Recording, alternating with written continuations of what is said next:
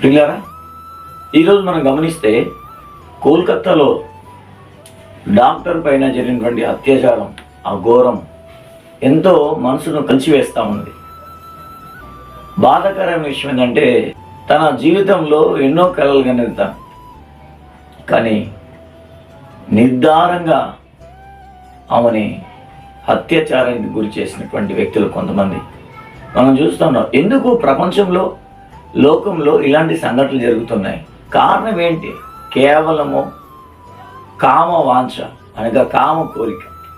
తద్వారా ఎంతోమంది జీవితాలను ఈ లోకంలో మనం చూస్తే నష్టపోతూ ఉన్నారు. వాళ్ళంతా యవన జీవితంలో తల్లిదండ్రుల చేతికి ఎదిగి వచ్చి ఆ పిల్లలు ప్రయోజకులుగా మారే సమయంలో కొంతమంది దుర్మార్గంగా కరుడు కట్టిన దొంగల్లాగా కామ కోరిక